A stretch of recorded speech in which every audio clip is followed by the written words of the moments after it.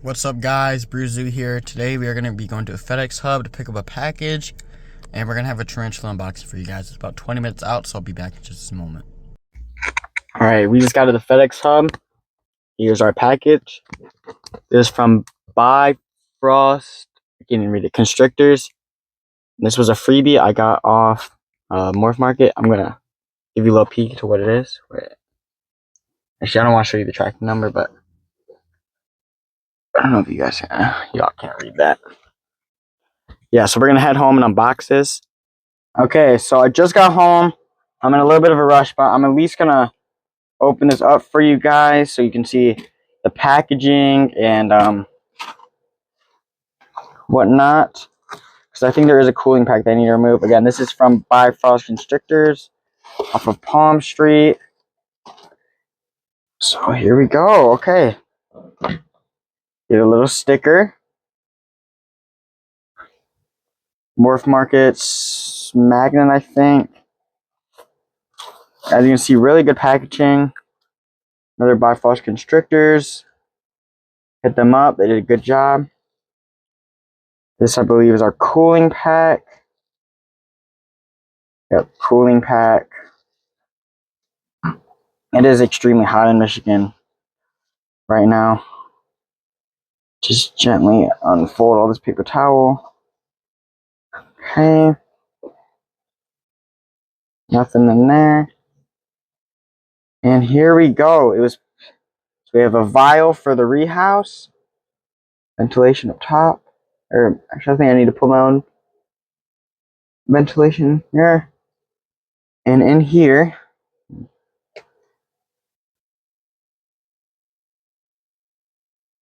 have the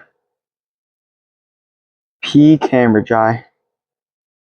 Is that him? There he is. You can see his little toes. So I'll be back in a little bit and I'll finish the rest of the unboxing. Alright guys, I am back. And we are going to set up the enclosure and rehouse this camera guy. So before I put him out of the way, he's a little 3/4 inch swing. There he is. But they grow really fast. I'm just going to put him out of the way so he doesn't get dropped. We have this fairly big dram vial. I'm going to make the ventilation holes up top slightly bigger just with a thumbtack. Just ever so slightly bigger. I mean, it's not a big difference, so I'll get back when I'm done with that. Okay, so I just poked some extra holes in. I mean, it doesn't make that much of a difference, but still. The only substrate I have right now is Josh Frog's Arachnid Bio Bedding. I'm just going to open it up and put a tiny bit in. So let me open this up. Yeah, we only need about, I mean, they have some semi-fossorial behavior. I guess semi-terrestrial at this size. So we'll probably give them about an inch or two. Then we'll just hoist a big cork bark in here. Put some sphagnum and leaf litter so they can make some web curtains. Okay, I got the bag open. And I haven't posted this yet, but I did just feed yesterday the common pink toe. And I also fed speckled patch. So I'm gonna have that posted soon. And the common pink toad ate a large cricket and a doobie roach, so it was pretty cool to watch. It's gonna make a little mess here. You probably should have a proper scooping device. This will work. And that should be plenty of dirt. Let me press it down with some tweezers. But that should be plenty. Yeah, about 2 inches. So there's already a little bit of sphagnum in there, but I'll probably end up adding a little more. So there's a little bit more on the desk, so I'm gonna scoop that in real quick. As you can see, that's what it looks like. And then I ended up putting in a little bit of leaf litter. So I just crumbled some up and put it in there. And I did end up putting a little too much in, and the pieces were kind of big. So I did end up removing some, like that was a big piece. But I just kept some in there just for some texture. And hopefully they can use it to help construct a web curtain. And it also just gives me a good point to put like food on and stuff. I took out that big piece. But there are some crushed up little leaf pieces in there, which I think the spider will maybe enjoy. Next up, I got the water cap, which I'm going to use obviously for water. But I did end up replacing it later with a chapstick lid because it was just too big for this dram vial. And the cork wasn't able to be like properly supported. And I'd rather have more area to hide than a giant water dish. So as you can see, I just filled it up. I overfilled it just at some humidity, but it ended up spilling. So the ground got pretty damp, but it'll dry out. So I'm not going to need to overfill for a long time.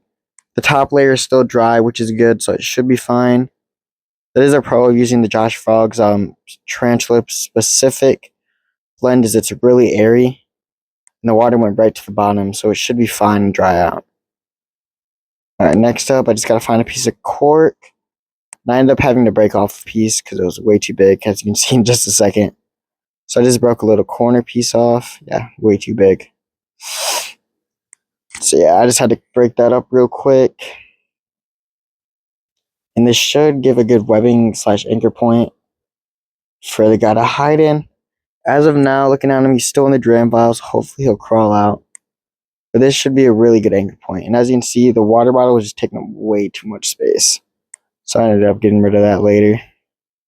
So right here, I was just fiddling around with everything. At this point, I was trying to make the water bottle work, but I mean, you can already see it's already causing issues. There's just like no space for the spider to roam around. But yeah, I think the cord looked good. I had good space, but the way I have it set up now, it's even better, which I'll show you guys later in the video, so make sure to stay around for that. There's our water dish. Again, I mean, it probably would have been fine, but the cork just wasn't very secure, and I wasn't very comfortable with it. Next up, here's just a top-down view. I think I ended up getting a pre-killed cricket. Well, my mic turned off. I got a very small one just to put in there. Sorry, chances are it won't even need it tonight, but it's worth a shot because I'm just gonna add my speckle patch, which I just got yesterday, in there, but or I guess 2 days ago now, I was already taking cricket, 2 pre-killed crickets, so I thought it would be worth a shot. This guy, so I just dropped it in there. Again, later when I read the enclosure, I moved it, but it's in an accessible spot and it's really tiny. Then the last thing we need to do is just rehouse the camera dry. For this, I just opened up the drain vial. I took out some of the sphagnum moss. Hopefully enough for it to come out. I think it should be able to come up on its own. My mic ended up dying, so I grabbed a new one. So I just took that out and then I popped him right in there and let him do his thing. Put this guy. So my plan is, I guess I'll just open up the top.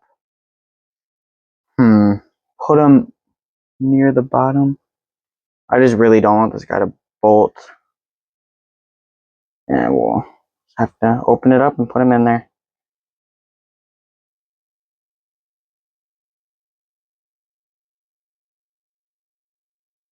I mean, this is very secure.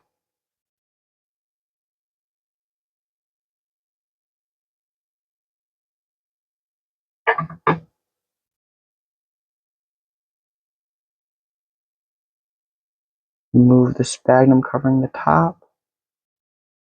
And then we're just going to gently put this in here.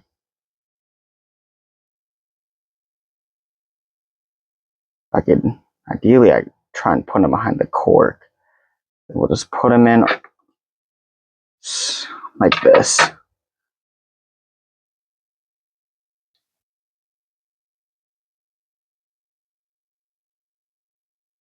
Perfect. So it's dipping in the wire dish, but that's all right. Lid is open. We're just gonna have to let him come out on his own. So that is all for today. Here's how it's looking.